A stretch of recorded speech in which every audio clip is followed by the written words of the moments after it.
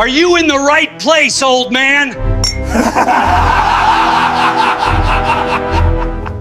You sure you belong here, old man? The voice cut through the bar's low hum, sharp and impatient, like a knife drawn from a sheath too quickly. It carried that insistent arrogance born of someone accustomed to danger, someone confident that the world bends before skill and youth. The words seemed to linger in the stale air above the tables, mixing with the muted hum of a television broadcasting the evening's sports highlights and the occasional clink of glassware. Gordon Hughes, 81 years old, didn't look up. His pale blue eyes stayed glued to the amber swirl of whiskey in his glass, watching the way condensation crept slowly down the side. His fingers, speckled with age spots and twisted slightly with arthritis, gripped the tumbler with a practiced steadiness. The limp in his left hip, a permanent souvenir from decades past, shifted his weight just enough to reveal the long story behind his years. A discreet hearing aid rested in his right ear, almost invisible, silently amplifying the world he didn't care to fully engage with tonight. To anyone else in the bar, he was just another old man at the end of a day, enjoying a drink in the quiet anonymity of a neighborhood dive. The young man who had spoken, lean, muscular, and taut with energy, read Gordon's silence as an open door. He slid onto the stool beside him with a casual confidence, his close-cropped hair, fitted gray t-shirt, and watchful eyes announcing discipline and capability without a word. Behind him, four companions took over a nearby booth, their energy too raw and restless for the sleepy room. The men were all in their late 20s or early 30s, exuding the quiet, lethal precision of soldiers accustomed to danger. Though they were dressed casually, the invisible uniform of their training, Delta Force operators, clung to them like a second skin. "I mean it," the young man pressed, leaning slightly forward. "This isn't exactly a VFW hall. You look a little out of place here." Finally, Gordon's gaze lifted. His eyes, pale but sharp, measured the young man critically.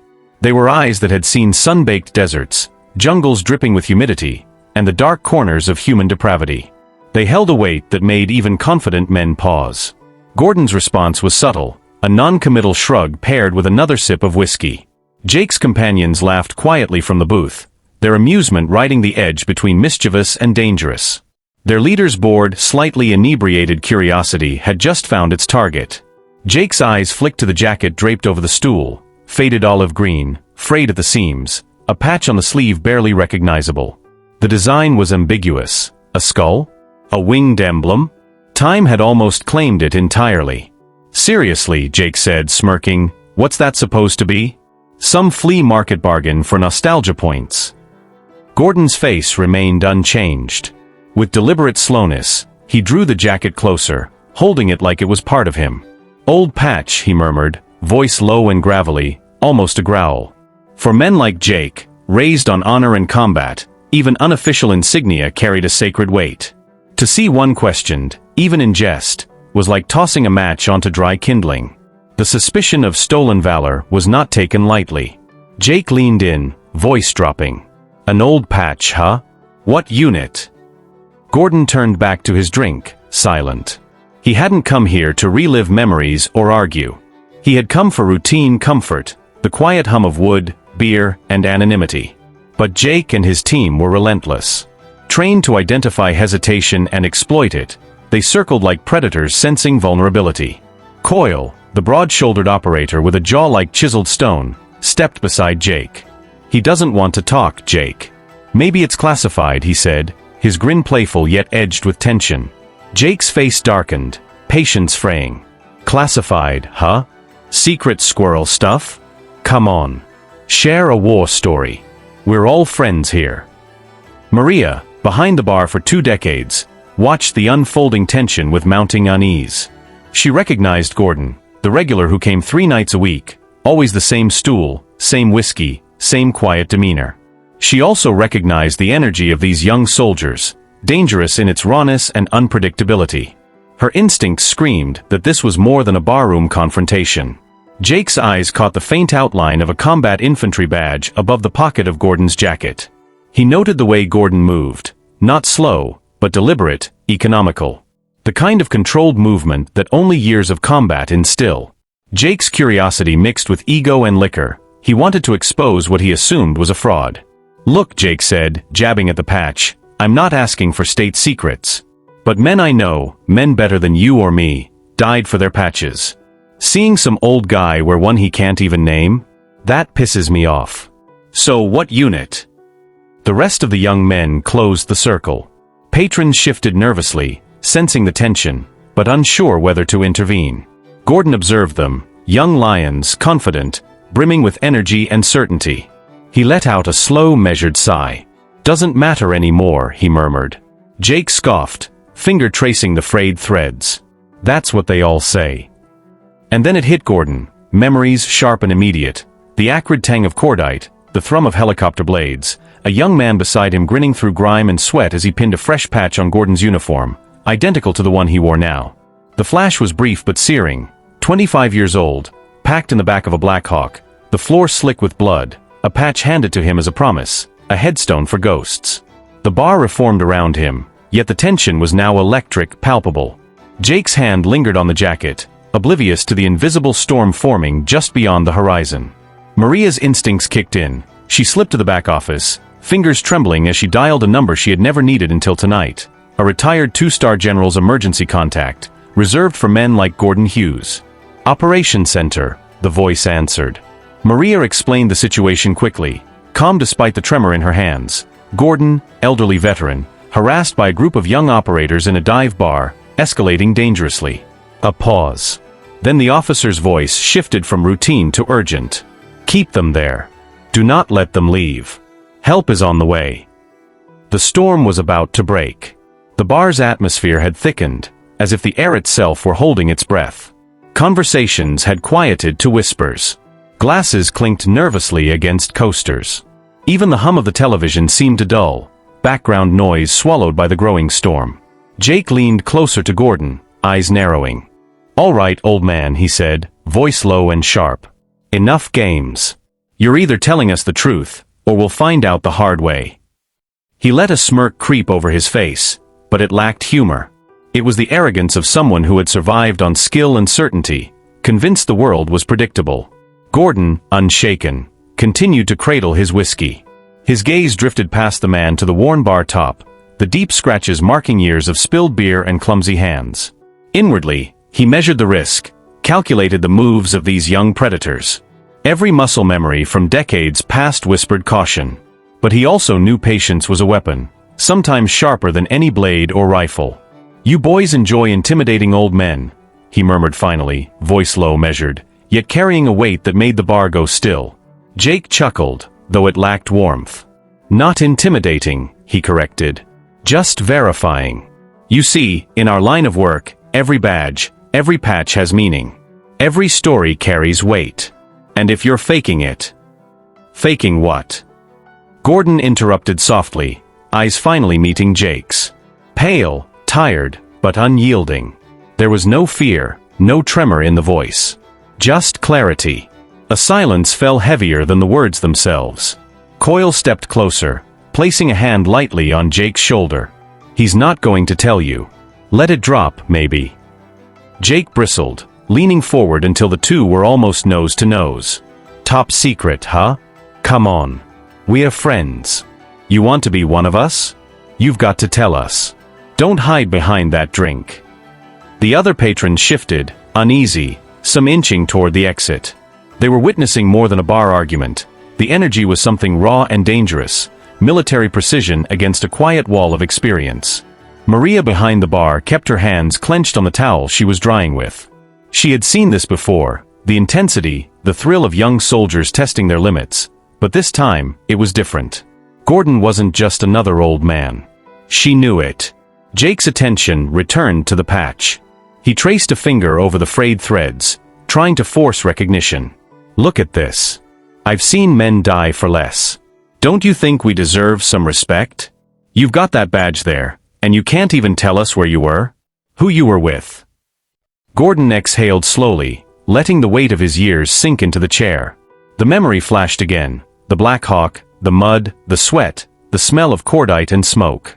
He could feel it all, the vibration of the aircraft, the adrenaline of a mission no official record would ever acknowledge, the young man slapping the new Titan patch onto his uniform as the roar of rotors threatened to deaf him. A promise. A burden. A headstone. The bar seemed to shrink around him.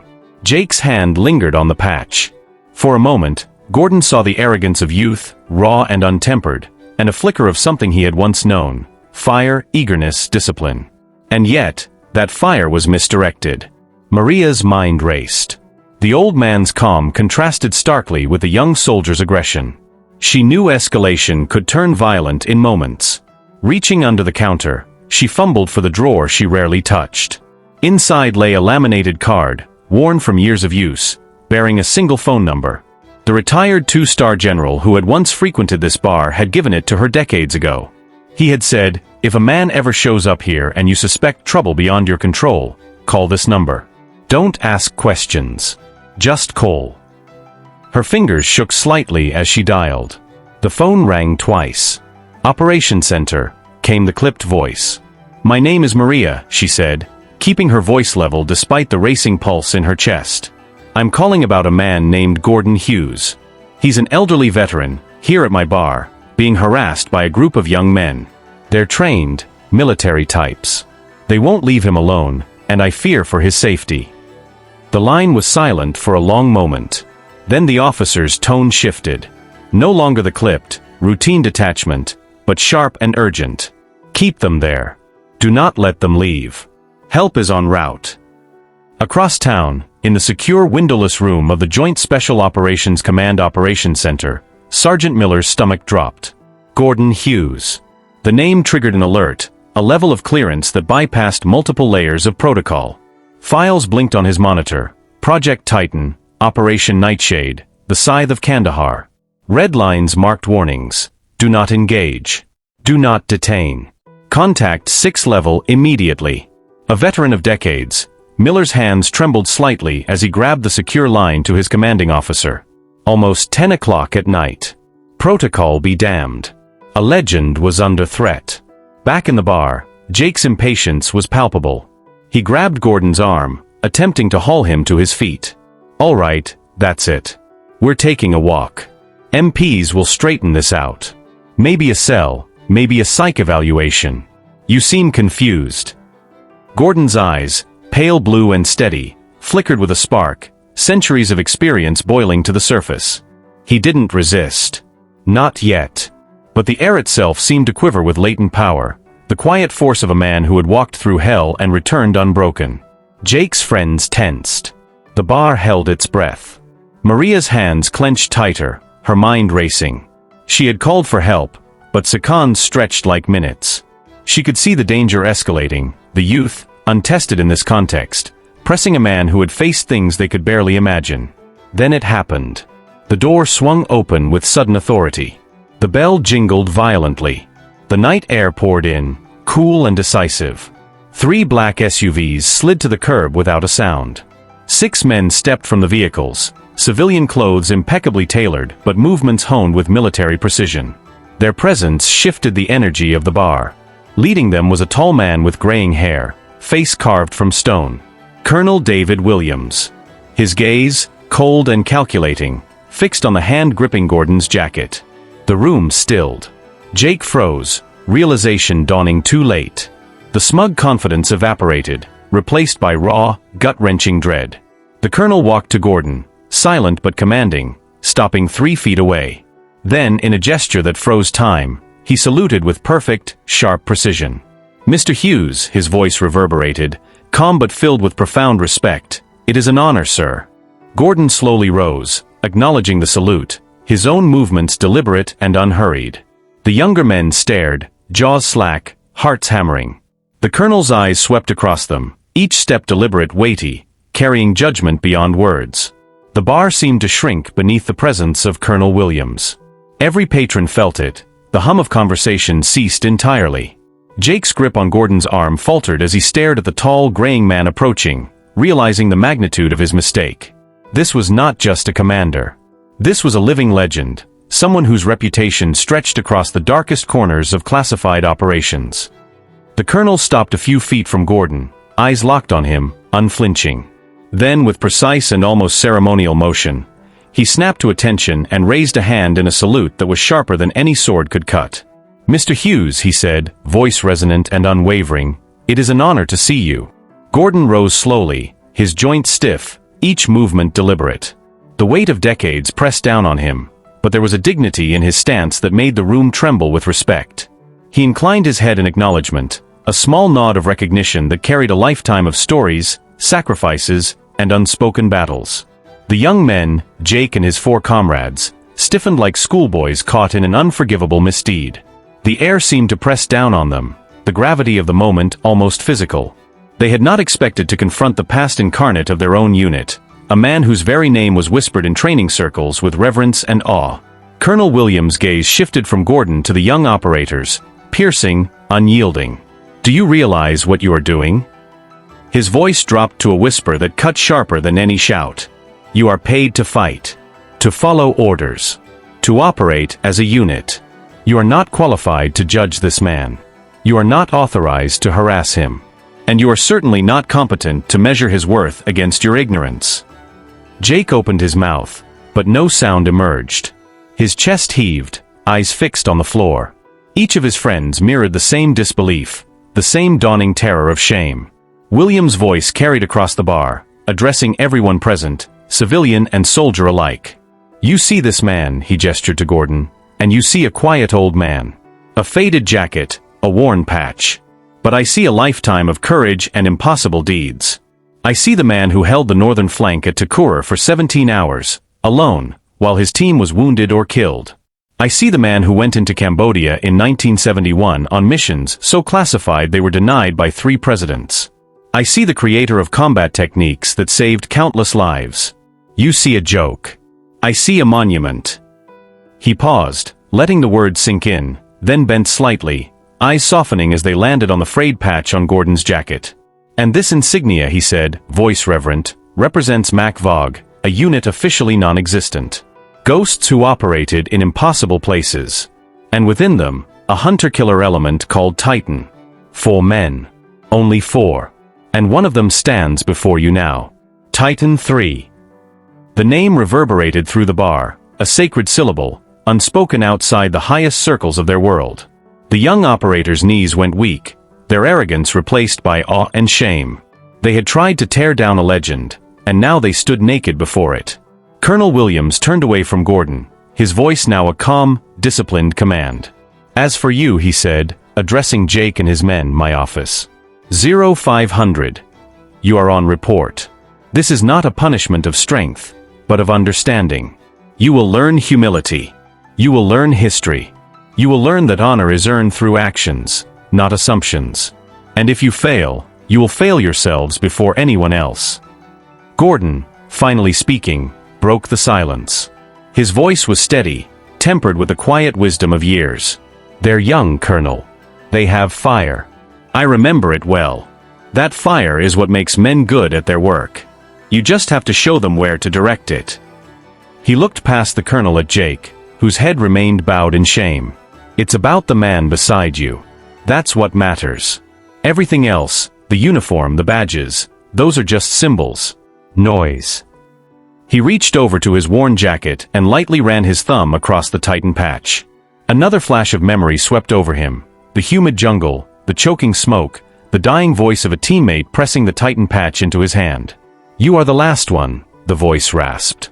"Don't let them forget us." It was never a badge of honor. It was a burden. A promise. A memorial for ghosts. Colonel Williams placed a hand on Gordon's shoulder, guiding him gently. "Let us get you home, sir." His aide stepped forward, handling the bar tab with meticulous care, an unspoken tribute to the man who had given everything.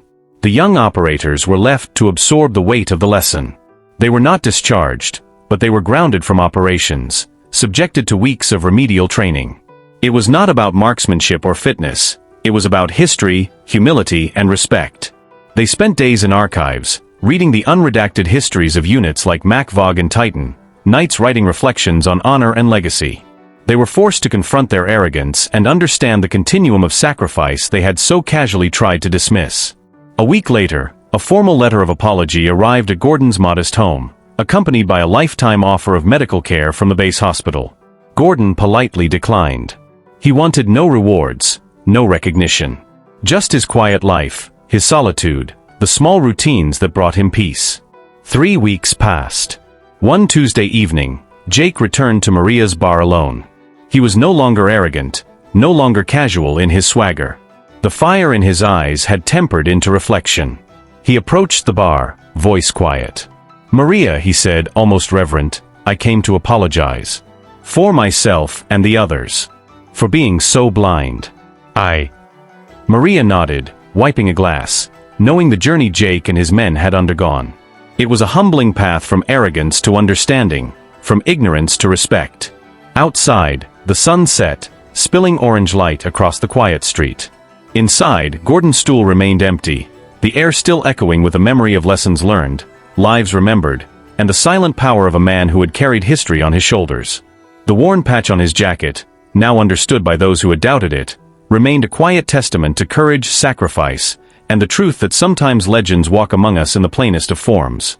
And somewhere in the quiet of his home, Gordon poured another glass of whiskey, tasted the amber warmth, and allowed himself the faintest smile. Not for recognition, not for glory, but for the simple certainty that the past, the sacrifices, and the truths of men like him endured, no matter how impatient or arrogant the world might seem. The bar returned to its quiet rhythm. Patrons whispered stories, glasses clinked again, the television hummed softly, and Maria continued her work. But in the minds of a few, Jake and his men, Maria, and any witness that night, there remained an indelible lesson. True valor is not worn on sleeves, but carried in the choices, sacrifices, and silence of those who earned it. And in that silence, Gordon Hughes existed as he always had, steady, unassuming, yet monumental, a living reminder that sometimes the quietest men hold the loudest truths.